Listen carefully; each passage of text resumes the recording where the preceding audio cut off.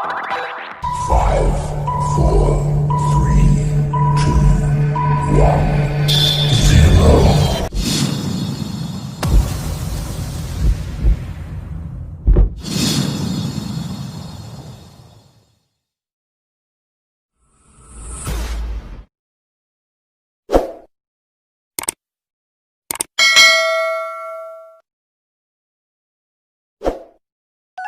Apa kabar adik-adik? Bang Pilu berharap kalian dalam keadaan sehat-sehat saja ya. Jumpa lagi dengan Bang Pilu dalam channel kesayangan kita, Pijar Ilmu TV. Pada kesempatan kali ini, Bang Pilu mengajak adik-adik sekalian yang sudah menduduki kelas 4 sekolah dasar untuk belajar bersama tema 6 tentang cita-citaku. Subtema 1, aku dan cita-citaku pada pembelajaran 1 ya adik-adik. Namun sebelum lanjut, Bang Pilu meminta kesediaan adik-adik untuk menekan tombol subscribe guna perkembangan channel Pijar Ilmu TV ke depan, serta nyalakan lonceng notifikasinya agar adik-adik selalu memperoleh update pembelajaran terbaru bersama Bang Pilu. Dan jangan lupa share atau bagikan ke teman lain adik-adik agar kita bisa belajar bersama dan tentunya bisa cerdas bersama ya adik-adik. Nah adik-adik, sudahkah adik-adik memiliki cita-cita? Apa ya cita-cita adik-adik? Pernahkah adik-adik berpikir membayangkan akan menjadi seorang apa di kemudian hari? Apakah hal yang adik-adik bayangkan itu adalah sebuah kegiatan ataukah sebuah pekerjaan? Apakah adik-adik pernah membayangkan kelak akan menjadi seorang pilot, arsitek, dokter hewan misalnya, atau pekerjaan seni seperti menjadi seorang penyanyi misalnya, atau yang lainnya? Sekarang kita akan belajar tentang cita-citaku ya adik-adik. Cobalah adik-adik amati gambar di samping. Kira-kira pekerjaan apa saja yang ada dalam gambar tersebut? Dan mungkin salah satunya adalah yang dicita-citakan oleh adik-adik sekalian. Misalnya pada gambar pertama adalah seorang guru. Nah, di antara adik-adik yang ingin menjadi seorang guru, coba perhatikan. Aku seorang guru. Kegiatan utamaku sehari-hari adalah mendidik siswa-siswi dengan ilmu yang bermanfaat dan memberikan contoh sikap yang baik untuk bekal hidup mereka nanti. Jadi kegiatan utama seorang guru adalah mengajar, mendidik siswa-siswinya ya adik-adik. Selanjutnya pada gambar kedua adalah seorang arsitek. Nah, di antara adik-adik yang bercita-cita ingin menjadi seorang arsitek, coba perhatikan. Aku seorang arsitek. Kegiatan utamaku sehari-hari adalah mendesain bangunan. Jadi kegiatan utama seorang arsitek itu mendesain sebuah bangunan ya adik-adik. Bagi adik-adik yang ingin menjadi seorang arsitek, seperti itu tugas adik-adik. Sebelum membangun sebuah bangunan, adik-adik akan diminta untuk mendesain lebih awal bangunan tersebut. Selanjutnya pada gambar ketiga adalah seorang dokter hewan. Bagi adik-adik yang bercita-cita menjadi dokter hewan, coba perhatikan. Aku seorang dokter hewan. Kegiatan utamaku sehari-hari adalah merawat dan mengobati hewan yang sakit. Ayo, siapa yang ingin menjadi dokter hewan? Berikutnya pada gambar keempat adalah seorang pelukis. Bagi adik-adik yang ingin menjadi seorang pelukis, coba perhatikan. Aku seorang pelukis. Kegiatan utamaku sehari-hari adalah melukis di atas kanvas. Jadi adik-adik yang memiliki jiwa seni dapat menjalani profesi yang satu ini ya. Hasil lukisan yang adik-adik buat bisa dijual tentunya atau dibuat pameran yang akan memberikan penghasilan juga buat adik-adik. Dan yang terakhir, gambar apa ya ini kira-kira menurut adik-adik? Benar sekali, ini adalah gambar seorang pilot. Bagi adik-adik yang bercita-cita ingin menjadi seorang pilot, coba perhatikan. Aku seorang pilot. Kegiatan utamaku sehari-hari adalah menerbangkan pesawat dan membawa penumpang ke tempat tujuannya masing-masing. Itulah beberapa contoh dari profesi dan pekerjaan utama yang perlu adik-adik ketahui. Nah, sekarang bagaimana dengan adik-adik? Adik-adik pasti mempunyai mimpi dan harapan tentang kegiatan atau pekerjaan adik-adik kelak nantinya. Itulah yang disebut dengan cita-cita. Sekarang tuliskan tentang cita-cita adik-adik, kegiatan utama dan keahlian yang harus adik-adik miliki sehubungan dengan cita-cita tersebut. Misalnya adik-adik bercita-cita ingin menjadi seorang polisi. Dengan kegiatan utamanya adalah menjaga keamanan dan ketertiban di tengah-tengah masyarakat, atau memiliki cita-cita lainnya, pikirkan dan salin pada buku tugas adik-adik sekalian ya.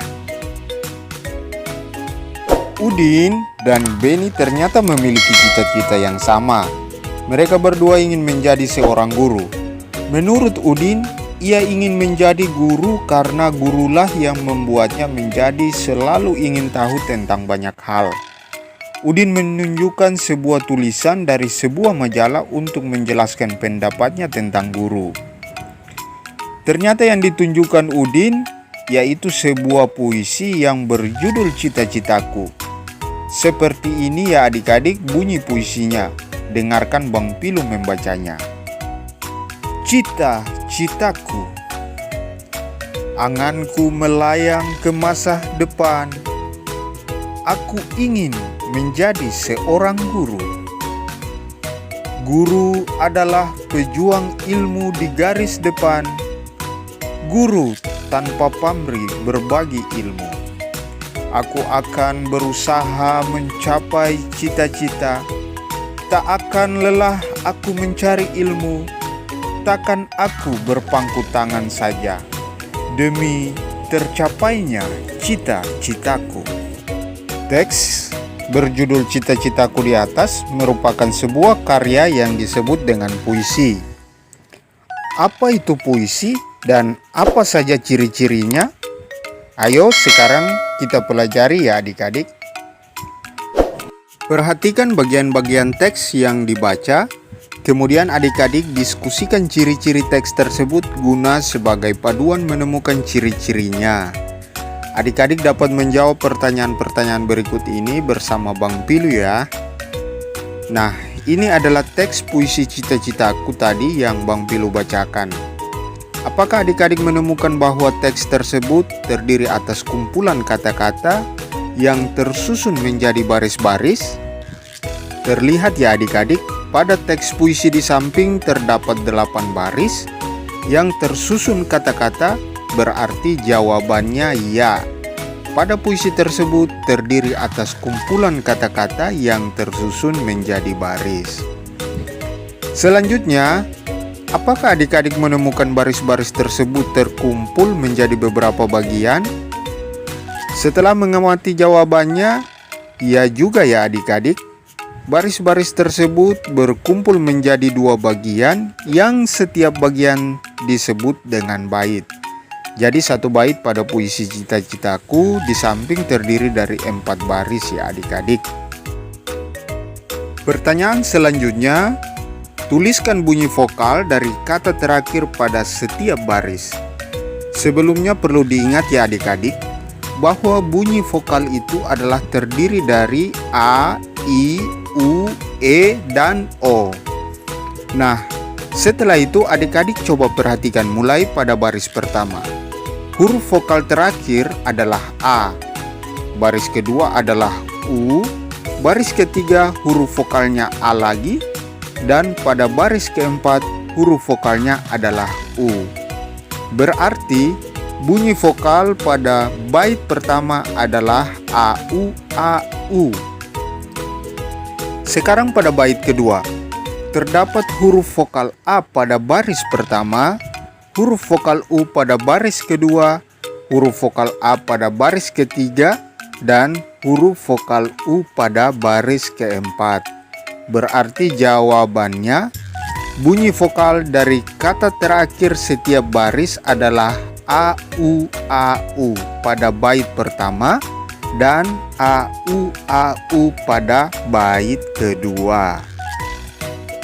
Pertanyaan berikutnya, Apakah kamu menemukan keteraturan bunyi vokal kata terakhir dalam setiap baris? Jawabannya ya adik-adik. Bunyi kata terakhir berselang-seling yaitu au, au.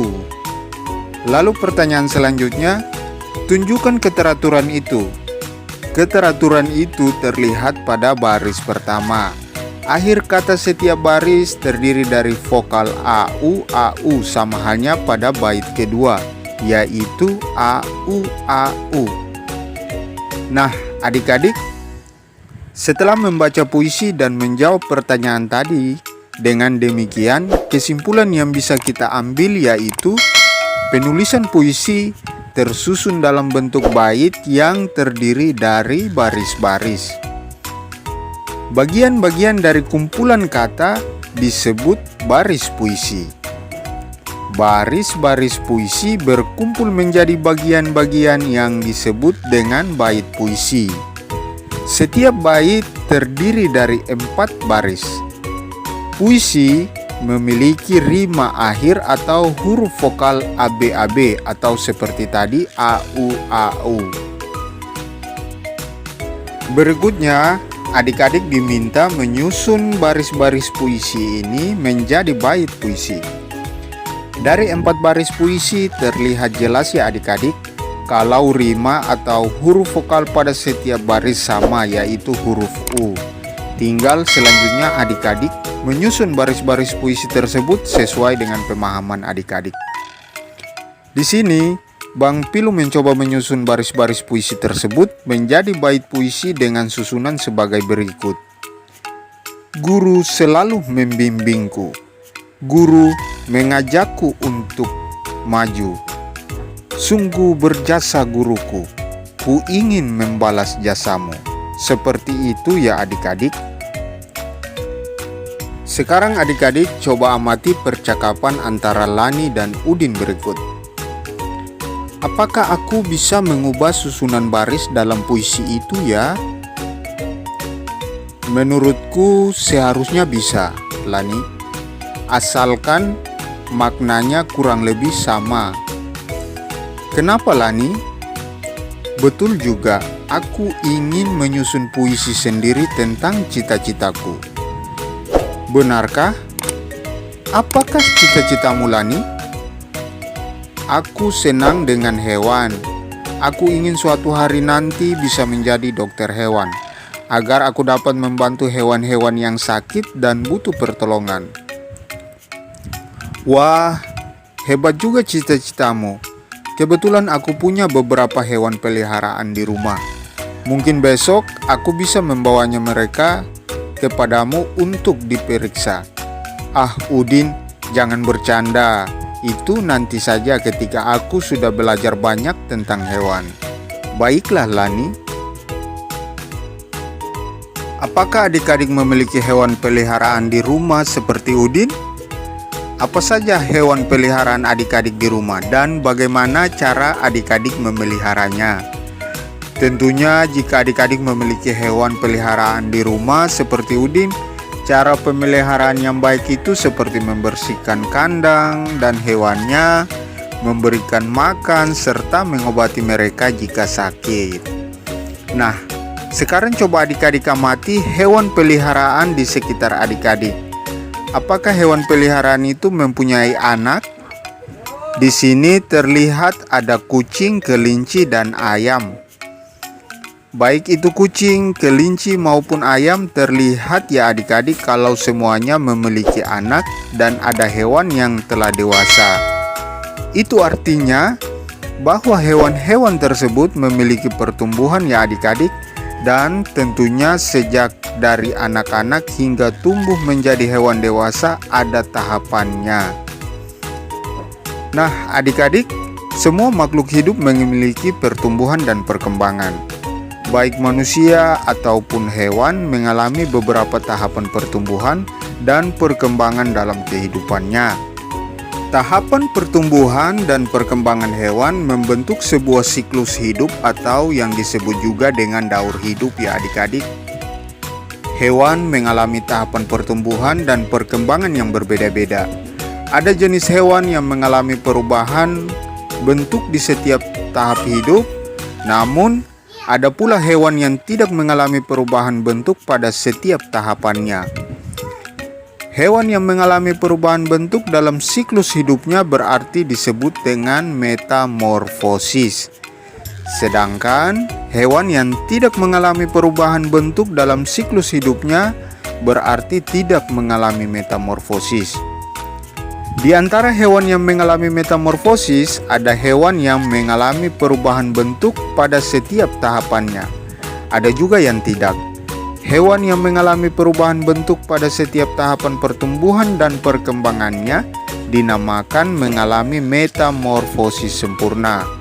Sedangkan hewan yang mengalami perubahan bentuk hanya pada beberapa tahap tumbuh kembangnya dinamakan mengalami metamorfosis yang tidak sempurna. Nantinya kita akan belajar tentang metamorfosis hewan lebih rinci pada pembelajaran selanjutnya ya adik-adik.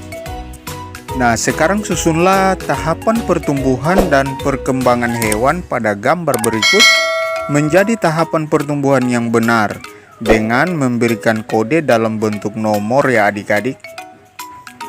Yaitu pada gambar pertama adalah kucing ya adik-adik. Kucing mengalami pertumbuhan dan perkembangan tapi tidak metamorfosis. Kenapa tidak metamorfosis? Karena tidak mengalami perubahan bentuk ya adik-adik. Dimulai dari pertama anak kucing, kemudian kedua bertumbuh menjadi kucing remaja, dan ketiga menjadi kucing dewasa. Yang berikut adalah gambar ayam ya adik-adik. Ayam juga mengalami pertumbuhan dan perkembangan tapi tidak mengalami metamorfosis. Karena ayam juga tidak mengalami perubahan bentuk ya adik-adik. Dimulai dari yang pertama telur ayam, setelah itu yang kedua menjadi anak ayam, berikutnya yang ketiga menjadi ayam remaja, dan yang keempat menjadi ayam dewasa atau disebut juga dengan induk ayam. Jadi kesimpulan yang bisa kita ambil adalah sebagian besar hewan itu mengalami daur hidup tanpa metamorfosis ya adik-adik. Daur hidup tanpa metamorfosis yaitu tidak mengakibatkan perubahan bentuk tubuh yang berbeda pada hewan tersebut ya adik-adik. Beberapa contoh hewan yang tidak mengalami metamorfosis ialah ayam, kucing, kambing, ikan, dan burung. Misalnya saja siklus hidup pada kucing ya adik-adik. Awalnya zigot kucing berkembang di dalam rahim induk betinanya. Setelah beberapa waktu kemudian kucing lahir. Nah, dari anak kucing berkembang dan bertumbuh menjadi kucing muda. Selanjutnya menjadi kucing dewasa dan organ reproduksinya telah siap melakukan fertilisasi. Jika kucingnya adalah kucing betina dan saat fertilisasi terjadi, maka akan terbentuk kembali zigot pada rahim kucing betina tadi. Terjadi seterusnya pada kucing betina dewasa yang terbentuk zigot dalam rahimnya. Melahirkan anak kucing, setelah dewasa melahirkan lagi sampai seterusnya.